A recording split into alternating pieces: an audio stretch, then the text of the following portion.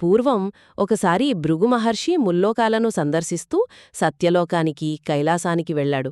కాని అక్కడ బ్రహ్మదేవుడు శివుడు తనను గౌరవించలేదని భావించి కోపంతో వైకుంఠానికి వెళ్లాడు.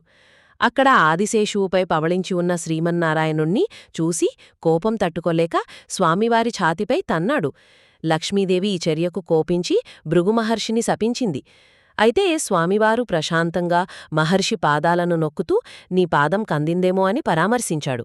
స్వామివారి ఈ ప్రవర్తనకు భృగువు పశ్చాత్తాపపడ్డాడు.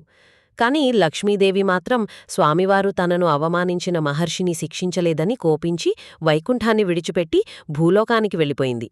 లక్ష్మీదేవి వియోగంతో బాధపడుతూ శ్రీమన్నారాయణుడు కూడా భూలోకానికి వచ్చి శేషాచల కొండల్లో తపస్సు చేయడం ప్రారంభించాడు. అక్కడ కొన్ని రోజుల తర్వాత కుమారతీర్థం దగ్గర మేతమేస్తూ ఉన్న ఒక గోవుకు స్వామివారు ప్రతిరోజూ తన పొదుగు నుండి పాలిస్తూ ఆయన ఆకలిని తీర్చేది. ఈ విషయం తెలుసుకున్న రాజు ఆ గోవును చంపబోతే స్వామివారు దాన్ని రక్షించి రాజుకు శాపమిచ్చారు. ఆ తర్వాత స్వామివారు పద్మావతీదేవిని ప్రేమించారు. ఆమె ఆకాశరాజు కుమార్తె.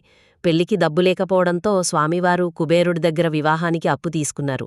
ఇప్పటికీ స్వామివారికి జరిగే ఆదాయం కుబేరుడి రుణం తీర్చడానికేనని భక్తుల నమ్మకం. వివాహం జరిగిన తర్వాత లక్ష్మీదేవి పద్మావతితో కలిసి తిరుమల కొండపై నివసించడానికి అంగీకరించింది. అలా స్వామివారు కలియుగ దైవంగా భక్తుల కోర్కెలను తీర్చే వరదరాజస్వామిగా ప్రసిద్ధి చెందాడు. 7 కొండలపై వెలసిన స్వామివారిని దర్శించుకోడానికి ప్రతిరోజూ లక్షలాది భక్తులు తరలివస్తారు.